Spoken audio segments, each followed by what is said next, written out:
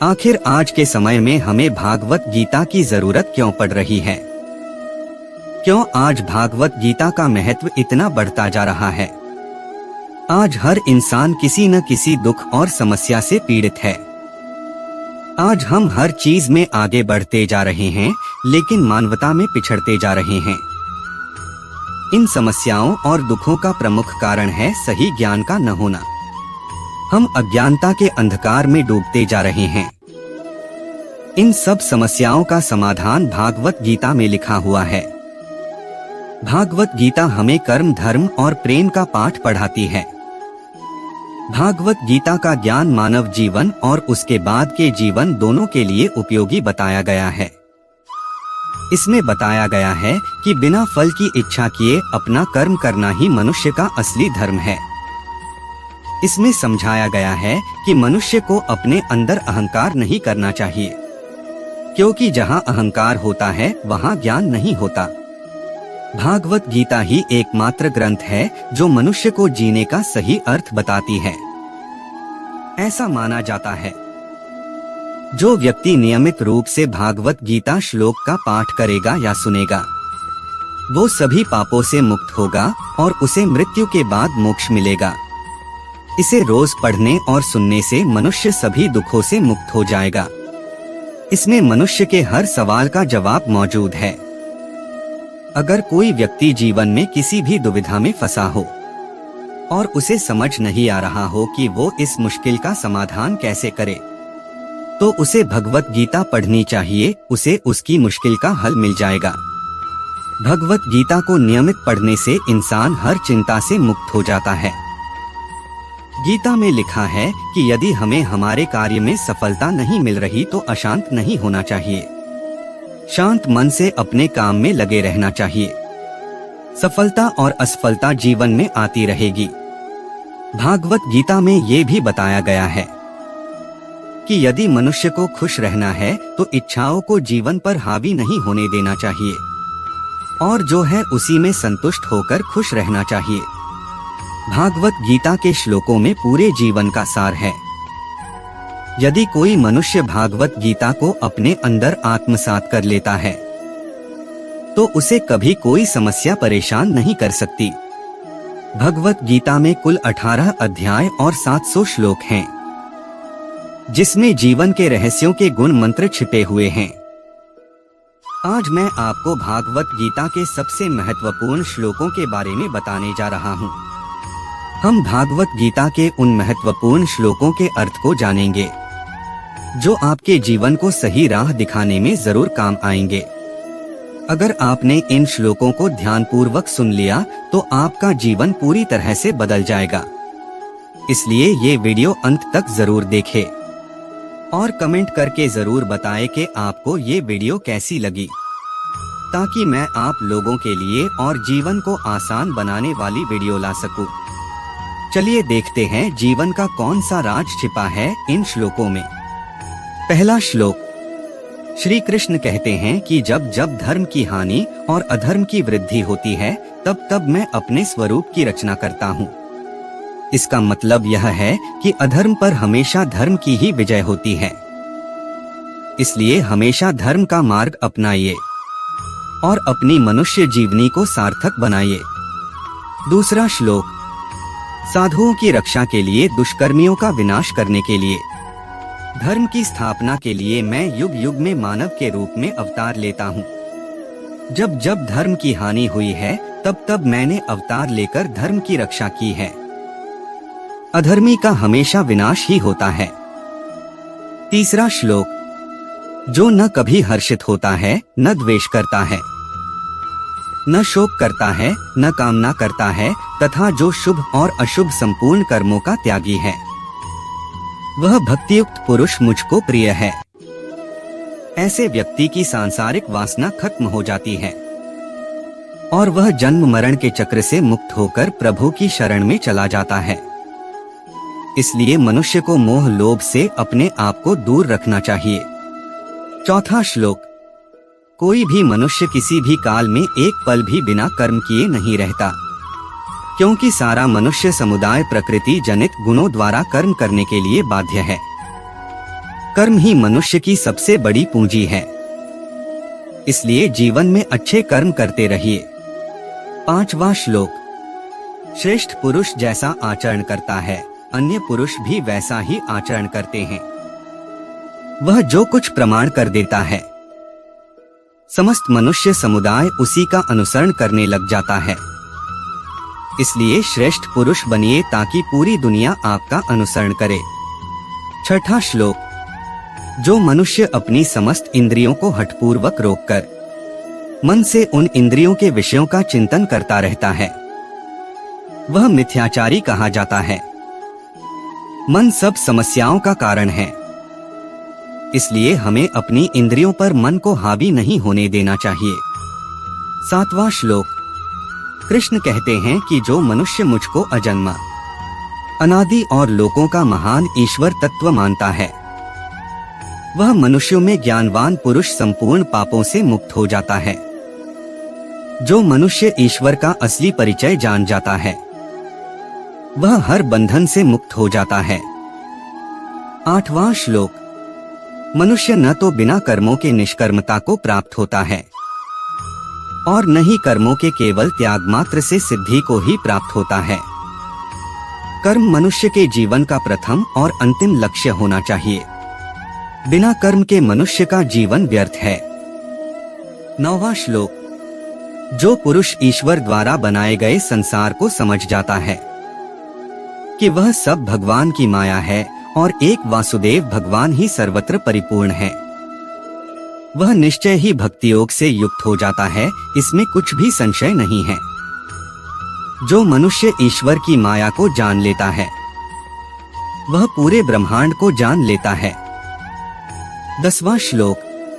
संपूर्ण प्राणी अन्न से उत्पन्न होते हैं। अन्न की उत्पत्ति वृष्टि से होती है। वृष्टि यज्ञ से और यज्ञ कर्मों से उत्पन्न होने वाला है। इससे सिद्ध होता है कि सर्वव्यापी परम परमात्मा सदा ही यज्ञ में प्रतिष्ठित है। प्रेम और भक्ति के भाव से की गई साधना ही वास्तव में ईश्वर की आराधना है और वही ईश्वर को पाने का मार्ग भी है। 11वां श्लोक। निश्चय करने की शक्ति, यथार्थ ज्ञान, क्षमा, सत्य, इंद्रियों को वश में करना, मन को काबू करना तथा सुख दुख, उत्पत्ति प्रलय, भय अभय और अहिंसा, समता, ये प्राणियों के नाना प्रकार के भाव मुझसे ही होते हैं। इसका अर्थ है कि मनुष्य में जो भी भाव आते हैं वो सब ईश्वर की देन होते हैं। इसलिए हमेशा ईश्वर को याद रखिए ताकि मन में सदैव अच्छे विचार आए। 12वां श्लोक।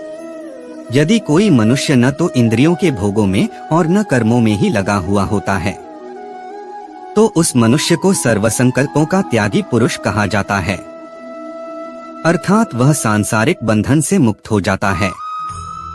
13वां श्लोक। जो पुरुष अंतकाल में भी मुझको ही स्मरण करता हुआ शरीर को त्याग करता है, वह मेरे साक्षात स्वरूप को प्राप्त होता है, इसमें कुछ भी संशय नहीं है। इसलिए मनुष्य को हर समय ईश्वर का स्मरण करना चाहिए। अंतकाल में जब हम ईश्वर को याद करते हैं तो हमारे सारे पाप दूर हो जाते हैं और हम ईश्वर को प्राप्त होते हैं।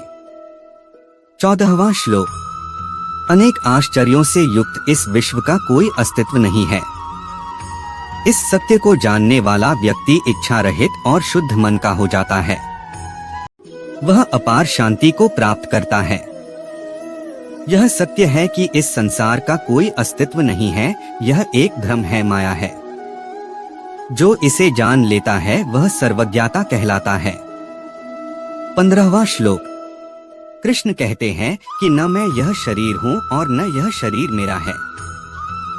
मैं ज्ञान स्वरूप हूँ, जो इसको जान लेता है वह जीवन मुक्ति को प्राप्त करता है। वह भूतकाल और भविष्यकाल के कर्मों का स्मरण नहीं करता है। शरीर नश्वर है और आत्मा अनश्वर है और ज्ञान ही मनुष्य को जीवन के असली रहस्य को जानने में मदद करता है। इसलिए ज्ञान प्राप्त करते रहिए। 16वां श्लोक। चिंता से ही दुख उत्पन्न होते हैं, किसी अन्य कारण से नहीं। ऐसा निश्चित रूप से जानने वाला चिंता से रहित होकर सुखी, शांत और सभी इच्छाओं से मुक्त हो जाता है। हम सब जानते हैं कि चिंता चिता समान होती है, लेकिन फिर भी हम चिंता में डूबे रहते हैं। इसलिए हमें चिंता का त्याग कर देना चाहिए। 17वां श्लोक।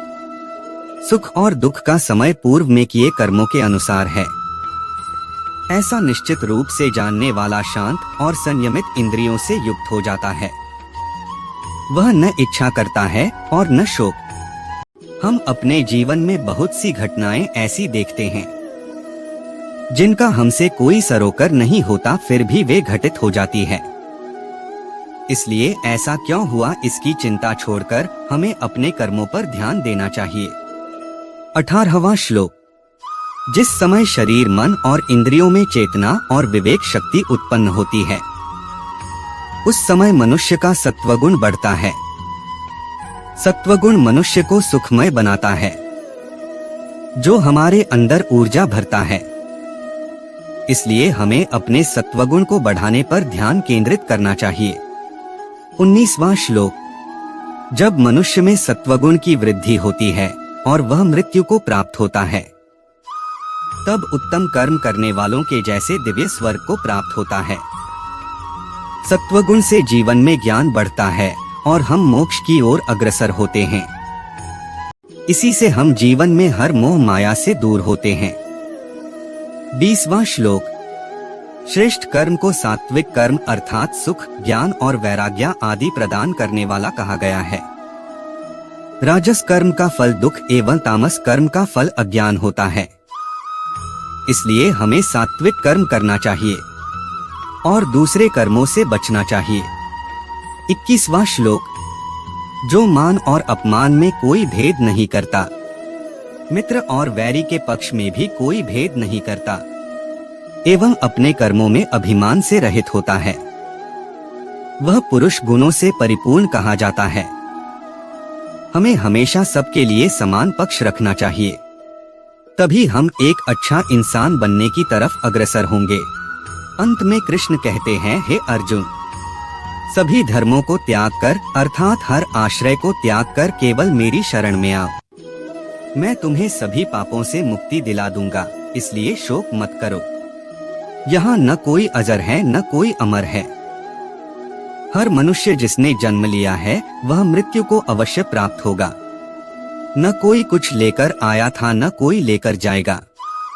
हर मनुष्य इस कटु सत्य को जानता है, परंतु फिर भी आज के समय में हर मनुष्य अपनों के लिए वक्त न निकालकर उस चीज के पीछे भाग रहा है जो वास्तव में उसके साथ नहीं जाएगी। मैं का अहम आज बहुत बढ़ गया है और मानवता मानो इस संसार से धीरे धीरे समाप्त होती जा रही है। किसी का जीवन निश्चित नहीं है कि वह कितने समय और जिएगा, इसलिए अपनों और मानवता को समय दीजिए। सद्गुणों को हर जगह फैलाइए ताकि हम अपने संसार को सुखमय बना सकें। यदि हम भागवत गीता को पूरी एकाग्रता से अपने अंदर उतार ले, तो जीवन की ऐसी कोई मुश्किल नहीं जिसका समाधान हम न निकाल पाए। भागवत गीता में हमारे जीवन के हर सवाल का जवाब छिपा हुआ है। अगर हर व्यक्ति इसे अपने जीवन में उतार ले तो सारी अज्ञानता खत्म हो जाएगी। हमें अपने इस धरती पर आने का कारण पता चल जाएगा और हर मनुष्य का जीवन सुखमय होगा। दोस्तों, आशा करता हूँ कि आपको इस वीडियो से जरूर कुछ सीखने को मिला होगा। अगर आपको ये वीडियो पसंद आई हो तो लाइक और शेयर करें। ऐसी ही मोटिवेशनल और कुछ सीख देने वाली स्टोरी सुनने के लिए हमारा चैनल सब्सक्राइब करें। धन्यवाद।